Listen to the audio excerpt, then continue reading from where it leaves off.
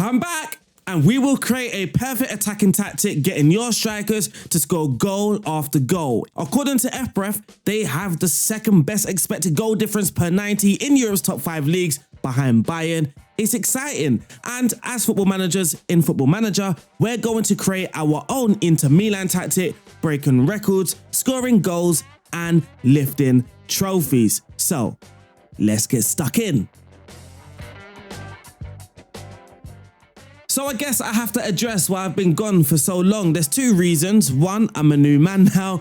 I'm engaged, so we've been doing some wedding planning. Oh, also, we've got a baby on the way as well. So that's a secret. That's a secret everybody knows now. But I've been away for so long because I've been doing some wedding planning. I'm engaged, but also I've been upping my analyst game. I've been writing a lot of scout reports as well. So make sure you go to rdftactics.com. The link will be in the description below, and you can read some Wonder Kid reports, also some hidden gem reports as well. But now the tactics are back and the football leagues are back as well. If you have any recommendations of what tactics you would like me to do, today I'm doing Inter Milan because they've been very, very entertaining in my opinion. But in the description in the comment section below, give me some interesting manager recommendations. I know Pep Guardiola, I know De Zerbi recommendations are going to come through, but if you have anybody else, let me know in the comment section below. And now finally, let's get started.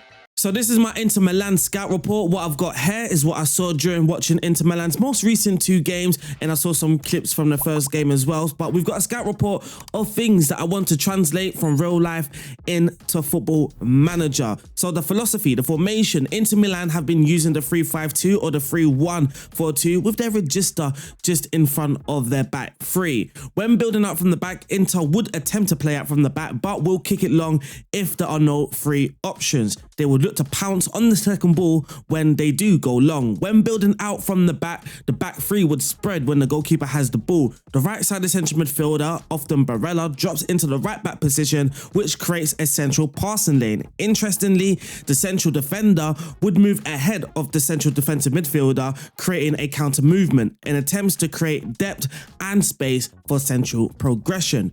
The roles of the wing backs is what I found interesting as well, progressing through the thirds. The wing backs have slightly different roles. The right wing back, Dumfries, would make more inverting runs, while the left back, DeMarco, also made overlapping runs to stretch the opposition's back line, and that creates gaps in between the channels of the opposition's defenders.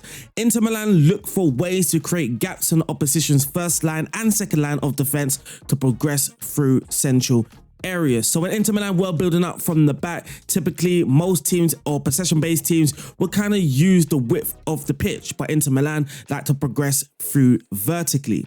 To finish off attacking moves, they like to play in the widest player, who would then drive towards the byline for a low-driven cross, with attackers attacking the near and far post. Crossing from the left is also one way Inter Milan will look to break down the opposition defenders. Obviously, to note, DeMarco has outstanding deliveries and at the moment has the most crosses into the box in Serie A. Or Inter Milan are brave and they will shoot from just outside the box, and that's how Inter Milan have been looking to finish off their attacking moves. Off the ball, Inter Milan apply a mid to high block. They're happy with opposition defenders to have the ball, whilst the team would then work hard cutting off the passing lanes in central midfield. They defend in their 3-5-2 shape, looking to force wide, and they don't press intensely with multiple players. So usually they will have one player engaging the opposition player in possession, whilst again the rest of the Inter Milan players will work hard off the ball, cutting off passing lanes in tight marking. So obviously the options aren't free to receive the pass. So before we do look at the tactic, let's look at the results and see how well this tactic actually did. In Serie A, of course, using it with Inter Milan, we played 38, winning 32, drawing 4, losing 2 with 100 points on the board. In the UEFA Champions League, we got knocked out in the semi-final, so we done really well. The board expectation was to reach the quarter-final at minimum. We got to the semi-final, losing to Borussia Dortmund, who I felt actually we could have beaten to get to the final, but it wasn't meant to be. In the Coppa Italia, we are the winners. We beat Napoli in the final 2-1. We tend to have good games against Napoli. Marcus Thuram and DeMarco on the score sheet. Lastly, in the EA Sports Super Cup, we also won that that as well, beating Milan in the final. And well, the full match details are not available for this fixture. Inter Milan had the most points per game, which we are all expecting if Inter Milan won the league, but we did score the most goals with 104. We had the most shots, 743 shots, whilst also having the fewest conceded. So we were great going forward, but also the best defensively, not just having the fewest shots against us, but we also had the fewest clean sheets, the most clean sheets, and the fewest conceded. When it comes to possession, we dropped down to 7th, but we aren't a heavy possession base. The possession stats aren't really important. What is important is that we're not just losing a ball any given time. But I do want to show you how impressive the strikers have been. If we go to Lautaro Martinez, he has scored 41 goals in 48 starts with 15 assists. Absolutely outrageous. And then for Marcus Thuram as well, looking at his stats, he scored 39 goals in 44 starts with 13 assists. Now let me do my maths quickly.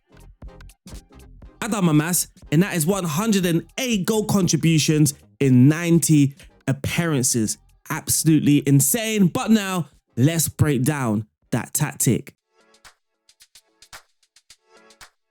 The formation that Inter Milan use is the 3-5-2 or the 3-1-4-2. In Football Manager, they like to call it the 5-3-2 with a defensive midfielder and wing back. So that is the formation we are going to choose. Inter Milan use a back three. Obviously, they're all comfortable with the ball as well, and they can all play those line breaking passes to help the central progression. So what we are going to do is use a ball playing defender on the right hand side, a ball playing defender in the middle, defenders comfortable playing with the ball. But then for Bastoni, we are going to use a wide centre back on support. Now Bastoni actually helps the team when they do progress through the thirds, and he's involved in the middle third of the play and also in the attacking third. In a chance creation, as we saw against Fiorentina, he did create about 5 chances.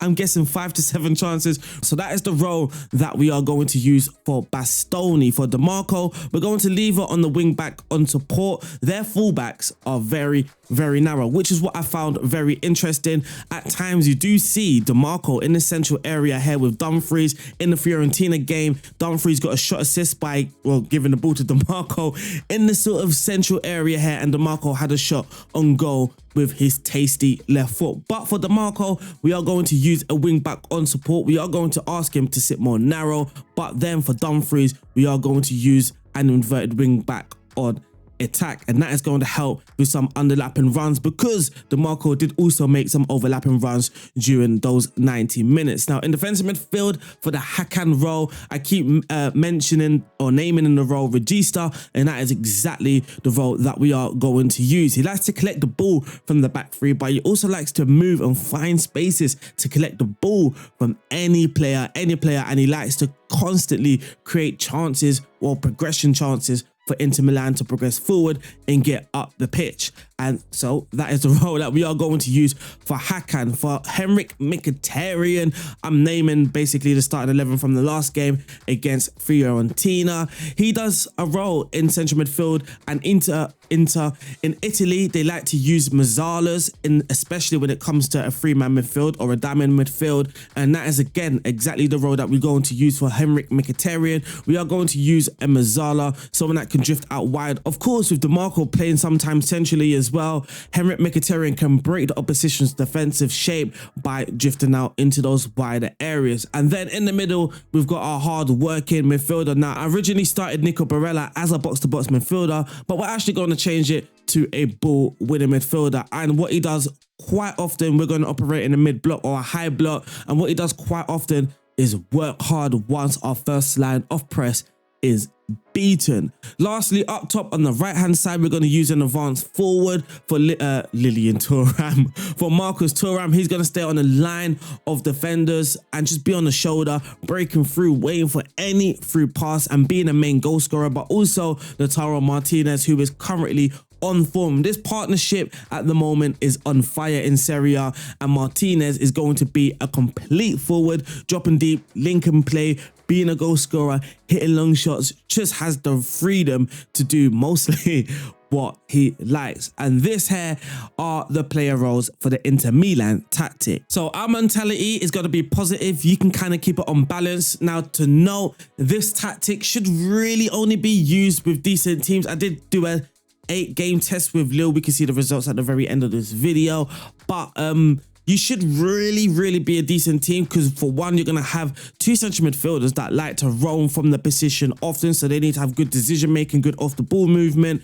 Your defenders will need some excellent anticipation and positioning attributes as well. Basically, all of your players need to be really good players for them to carry out the job exactly in the way that you want it to. So for Inter Milan, we did use a positive mentality, and the attacking width is on narrow, and that is to place a heavy emphasis on central progression, trying to progress the ball through those central areas. We are going to use an overlap on the left hand side, mainly looking for DeMarco, but that could be anyone on the left hand side. If anyone has the ball on the left hand side, I want a player on the left hand side to make our overlap and run and stretch, well, an attempt to stretch the opposition's back line. And then on the right hand side, we're going to have an underlap run mainly for Dumfries. The tempo, we are going to operate with a slightly higher tempo, and that is about it for the in possession tactics. Now, in transition, when possession has been lost, Inter Milan don't really counter press, where they get about 3-4 men surrounding a player in possession once they lose the ball, and they don't necessarily collapse neither. Not everybody drops into their defensive shape. They just kind of hang about and look to block off passing lanes for the opposition. So we're going to leave that blank, but Inter Milan do that to counter attack once they win possession. We've even seen at times a central defender, Stefan de Vrij, once he wins the ball, he just carries on his run forward and goes on the attack.